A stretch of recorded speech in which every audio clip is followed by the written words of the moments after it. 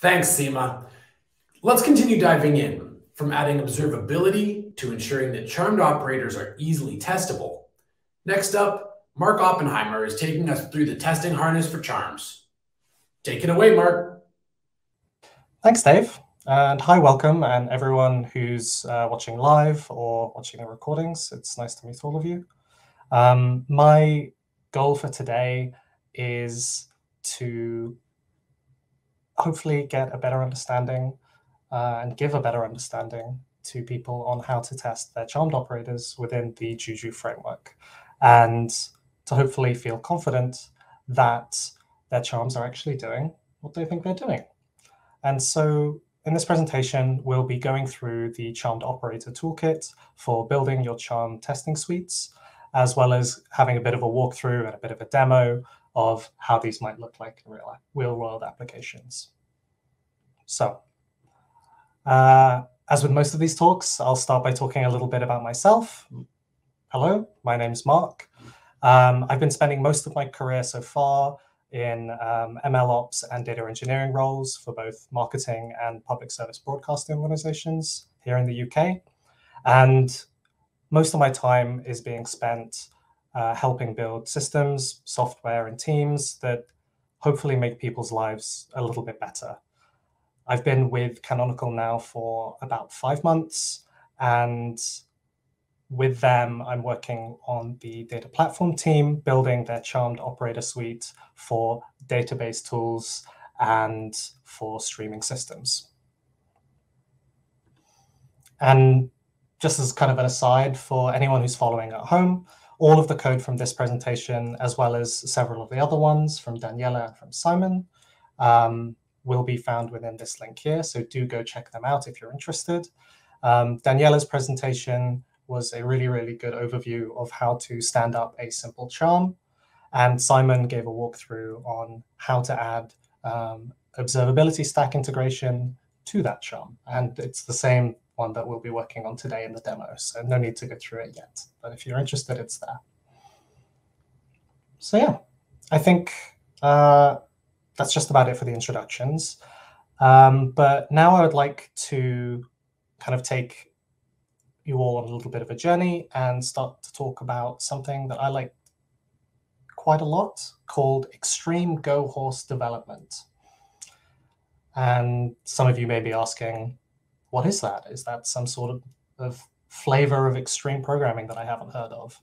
So I'd like to give its explanation with a bit of an example.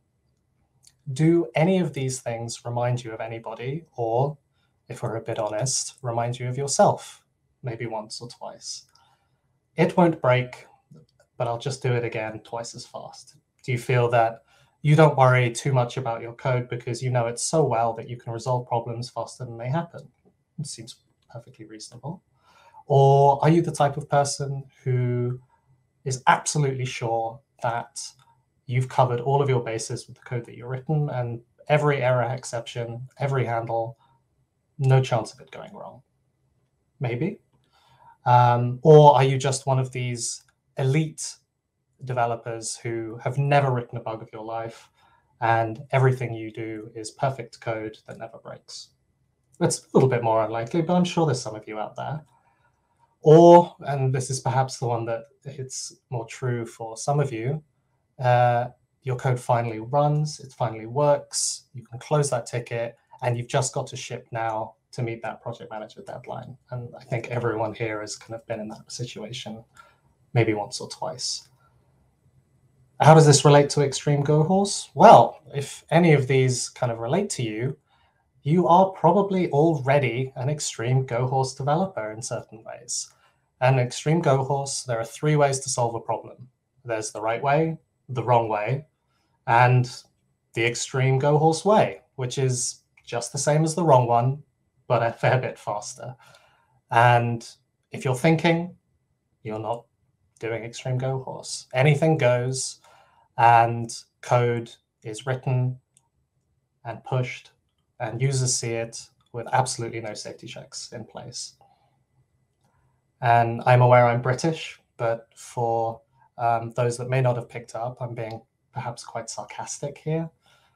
The reason why I raised it is that I see a lot of teams and a lot of organizations kind of falling into those patterns inadvertently. And it's not a healthy or long-term conducive way to writing good, reliable software. And it's a pattern that can be very, very difficult to come out of. And it's a pattern that, unfortunately, a lot of teams find themselves falling into as they continue to grow. And I see on forums like I can use pretty much every single week what I would call lively discussions on the merits of testing. On one side, you see, or at least from my perspective, these like TDD zealots who seem to have cracked the code and have achieved bug-free nirvana, and they couldn't imagine working on any project without TDD, and that's possible. And on the other side, you have self-defined rockstar 10xers who couldn't imagine writing a bug in the first place and would hate being slowed down by tedious and overbearing tests. And then the majority of the community seem to be living somewhere in the middle of this, where they see merits in both sides. And I'm not going to pretend that I have the solution to this. I don't think anybody does. And neither are right, and I don't think it's a solved problem. But from the experience that I've had, there is one kind of resounding truth that has come out of these discussions, is that the tools that we use for testing, if they're verbose, if they're a pain to use, or they have particularly esoteric APIs and are just a general struggle, the tests become a time sink and a chore for the team that's working on them. And tests are necessary at the end of the day to write reliable and functional code. And without them, you are not writing good software. And you need to be able to do that because you may not be there in 2 years and 5 years. And if you want that code to last and to be resilient, you need to have it tested. And the conclusion that I've found is this, that tests are only as useful as the tools we use to write them. Good, developer-friendly and extensible tooling for the language or framework that you're using helps encourage good testing habits and behaviors for the code being written in them. And I think when you have that, writing tests becomes far less of a slog, as I think everyone can sympathize with, and instead more something that is routine and adds to the reliability of your work. And I think that's kind of what I wanted to start on today. So I wanted to talk about the testing suite that's available for testing charmed operators. And a lot of what I'll be talking about today lives within these two libraries. And so if you want to follow along, please, I do encourage you all to check in on both of these repos. We have the operator library, which you should be familiar with if you went to Daniela's talk earlier. And we also have the PyTest operator ops test library for running integration tests. And both of these provide a really, really helpful and extendable framework for which making tests becomes far, far, far less exhausting. And so instead of really kind of talking about that, I usually find it easier to kind of look at a real world example. So here's a bit of a dummy test for an imaginary charm called test charm, ironically. And this is an example of how you might write a unit test for that charm. A lot of your code will already be leveraging the operator library, the ops library, which if you want to understand in greater detail, I do encourage all of you to have a look at Daniela's talk from earlier on standing up a simple charm. The harness test suite allows you to create instances of your charm in memory and is supported by Python's core unit test library. So if you're familiar with them, this should be a breeze. And once it's in memory, you can start it, and lifecycle events are explicitly replicated that you would expect within the charm lifecycle. And so you can kind of have this dummy instance from which you can expose events to and validate that how you're handling those events is, in fact, what you want it to do. You have access to all of the charm attributes and methods that you would have live, and it helps you to ensure that the correct behavior is happening and avoid kind of any pitfalls or issues. And so really common tests for these sorts of unit tests look at maybe small ones that are validating each listened event that your charm is handling, checking that it's upgrading correctly, or checking that the config changed is calling the right methods. You could also be validating the config data updates during relations, as well as checking the status messages that are exposed through Juju, and that they're being exposed at the right time in the life cycle and have the right information in them. And those are just kind of very small toy examples, but hopefully this kind of gives you a clearer picture on how these unit tests can be stood up. And it really is as simple as pulling in the library and running unit tests, as you are likely all familiar. Oh, and I should mention the links at the bottom are for the documentation guides and for the source code for the libraries that I mentioned earlier. So do please look at them. But yeah, that's an example of kind of simple unit tests. And if we move on to integration testing, the PyTest operator library that you can see here provides a really, really intuitive interface for running tests within your current Juju cloud. These tests run through PyTest as async routines, and the charm is built from the root directory where PyTest runs using Charmcraft, which, again, I know I've mentioned it many, many times now, but if you went to Daniela's talk, she went through that in more detail, so I really recommend it. The charm is deployed to your current Juju cloud in a new test model with its own model operator. And from there, you can basically do anything you can do with the Juju API you have access to through this library. It uses primitives that are established within the Python libjuju module, which is linked here. And you can do whatever you would expect from a live charm. You can initialize it with normal startup build hooks. You can look and peek into the model, unit, and application objects that you should be already familiar with by now. Trigger any lifecycle events or actions that you would expect from within the charm. You can stand up relations to other charms that can be part of your test suite too. And as I mentioned, really whatever it is that you want is made available to you here.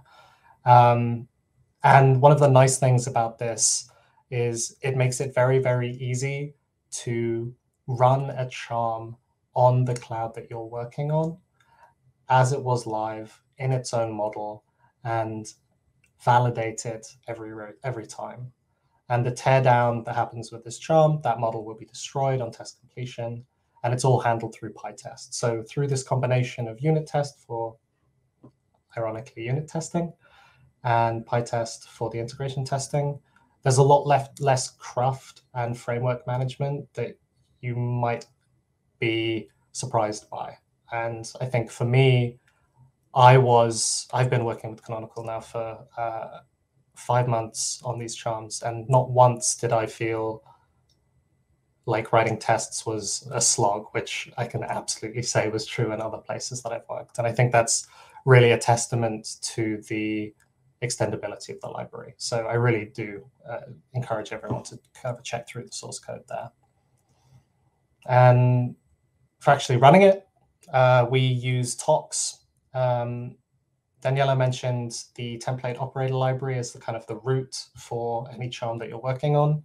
A new charm developer could grab that GitHub template, and it comes already made with a really handy Tox file for running most of the development actions that you're likely to need. For those of you that are unfamiliar with Tox, look it up. It's great. It's a really popular library for automating and standardizing testing within Python. It's very, very simple, but does the job fantastically well. It has a bunch, and the talks file that comes with the template operator has a bunch of really helpful features like setting up test environments, any formatting, which is usually some combination of black and something else that escapes me now. Any linting that you want, Flake8 usually, and as well as managing your imports and libraries that you need for any particular test run. And so with all of these tools, examples on Charm Hub and the Juju SDK docs, testing is much, much, much less painful. And it really does mean that you can get your Charm out there much more quickly and much more confidently than if you had to kind of build all of these tools yourself. It's a suite that's ready-made and given to you, and it really, really does make it much smoother. So I think now comes the exciting part and always the more scary part of these talks, which is a live demo. And we can see how these different pieces kind of fit together in action. Before I kind of jump into it, just as kind of an overview of what I'll be covering, we'll be setting up a few simple unit and integration tests. And hopefully by the end, people will have a clearer view on how these work in practicality, rather than the conceptual talking that I'm going through. We'll be looking at the charm, the Zinc K8's charm, which if you went to Daniela's or Simon's talk, was stood up and explained in greater detail there. I won't be looking too much into the core functionality of the charm, but as I mentioned, all of the links are in the slides. Check them out. Okay, so this is an example kind of test for writing unit tests for the Zinc charm, and I'll do a quick peek at the charm itself. So we have the initialization of the main charm object, as well as making sure of the Pebble ready events and the action for getting admin passwords. And then the definition of the actual Pebble layer that gets injected during build, and then some helper function for generating your password. So let's have a look at writing this unit test. And of course, I've already pre-copied this, but I think it would be easier if we just kind of walk through it together. So what we've done here is we've established a unit test case. Because this is a unit test, we're obviously not running on anything live. We just patch the Kubernetes service patch to just return none. So it's not too much of an issue there. And then we have a setup method where we initialize the test harness from ops.testing. We make sure that the unit test cleanup uses the one that comes with the harness already. And then we basically initialize an instance of our Zinc charm here. I'm gonna have some water. Okay. And so let's look at this first one then. We want to make sure that the Zinc Pebble ready event actually does what we want it to do. So if we go back and have a look at the charm, let's have a look at the Pebble ready. There we go. So what does this do? We get a reference to the container. We check whether the admin password exists, and if it doesn't, add it to the stored memory of the shared stored memory of the Zinc object. We then add the Pebble layer that we define lower down, and then we start the container and set it as active. All really, really simple stuff. And so if we go back to the test, we get a reference to the container Pebble plan in this line here. And then we make sure, because remember, nothing that gets ran within these unit tests, there are no events that trigger unless you trigger them manually. So in here, we make sure that the current Pebble plan is equal to basically empty. So we make sure that. And then we also make sure that the password that would be set within this event is also empty. So it's as clean as possible. And then we get a reference to the container, and we then manually emit the Pebble Ready event. And then we can check, did that admin password actually update? And hopefully it did. And we check that, OK, if that went through, let's validate that the plan is also been updated to what we expect it to. Oh, and then we also check that the service is in fact running and that the service status is also active too. So it's kind of a really, really simple stand-up smoke test of does the charm load with Pebble and do what we expect. There we go. And then this other one, which I'll go through quickly, is the admin password action. We mock the generate password method to just return password. We check again that the harness charm is actually just with an empty password already. We trigger the event, and we check that the password does update and it matches what we set within the test. Really, really simple, but that's kind of how it looks. And I won't run this yet. Actually, yeah, OK, let's do that. So as I said, for running these tests, it really is as simple as running tox e unit. And fortunately, demo fever didn't strike. They all ran fine. And that's as simple as it is for running unit tests. They're very, very well supported. And so if we have a look at how to stand up an integration test, where are you? There you go. OK. So we have a little dummy one here. And this is, again, a very, very, very simple smoke test where we just deploy the charm on whatever Juju cloud you're running and check that it gets set to active and that it actually just loads. We also check that the service down here, the Zinc service, which Daniela would have talked about, it was also actually running. So those are kind of how those ones work. And so I'll go in a bit more detail in how that works. We load the metadata YAML for the charm itself, and we extract the app name as a reference here for the particular charm that we're testing. In this case, obviously, it's Zinc something, I think. And we then build that charm from scratch. And so this will call a charmcraft pack and store the charm blob in memory. And maybe not, I think it's in memory. And then it will actually run and deploy that within its own Juju model within the cloud that you're connected with at the current time of the test. These, I should mention, we'll be able to see that deployment in greater detail when we actually run them, but I'll come back to that. So we deploy the charm, we just set some config, and then we wait for the charm to actually be active. And then we make sure it is in fact active before the timeout, which is when we decide this test has failed. I should also mention these decorators abort on fail. When those get triggered, ops test will make sure that whatever Juju model you were running gets torn down on test failure. So it's to stop kind of this bloat of resources for all of your tests, which hopefully don't fail, but oftentimes they do in good cases.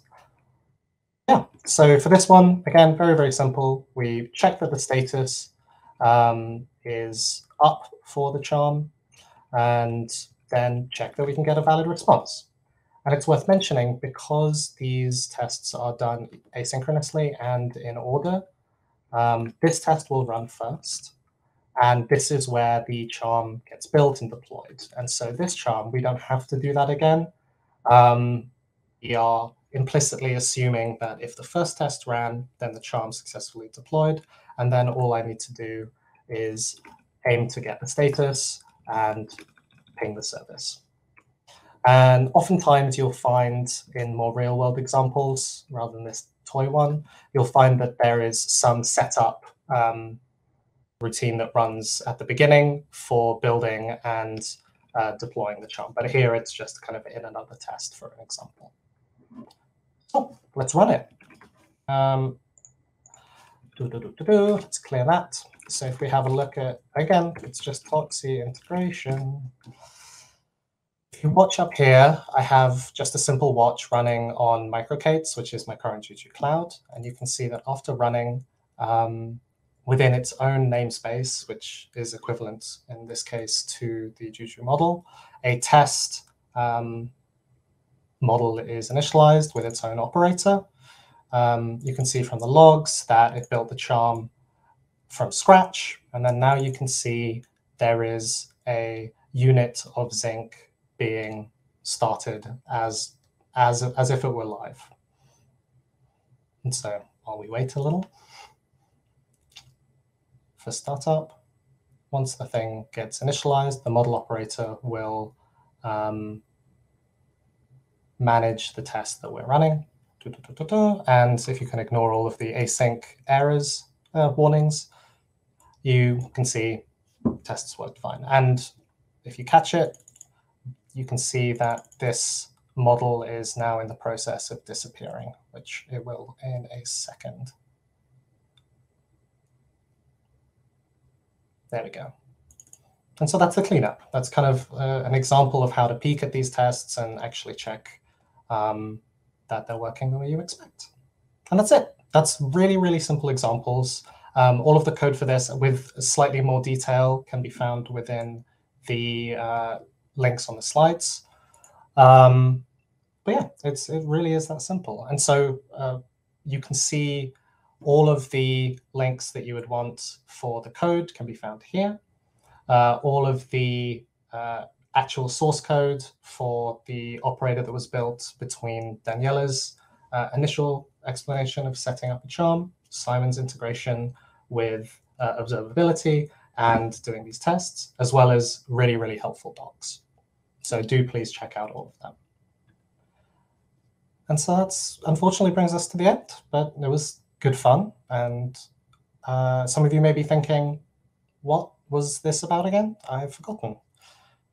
So just to kind of give a bit of an overview, we went through the unit testing harness, as well as the integration testing framework with OpsTest and PyTest, as well as how we use talks within the template to standardize and automate those tests for repeatability. And then we set up a really, really simple test suite for the Zinc K8's charm and walked through how it would look in Microcates, for an example, for the integration tests. So I do encourage you to check out the links here, where you can see the documentation, as well as the code for the demos and for discourse, or for conversations and how-to guides. But yeah, that's it. Thank you all very, very much for your time. And I wish all of you a wonderful event. I think the main takeaway, if any, I hope, is that although teams become extreme Go horse programmers, it doesn't necessarily mean they need to stay that way. And when we have good tools and kind of good support and a good ecosystem, it really does mean that you can build these things with far less difficulty. And hopefully now you can see a little bit of how to do that for charms. But yeah, back to you, Dave. Thank you.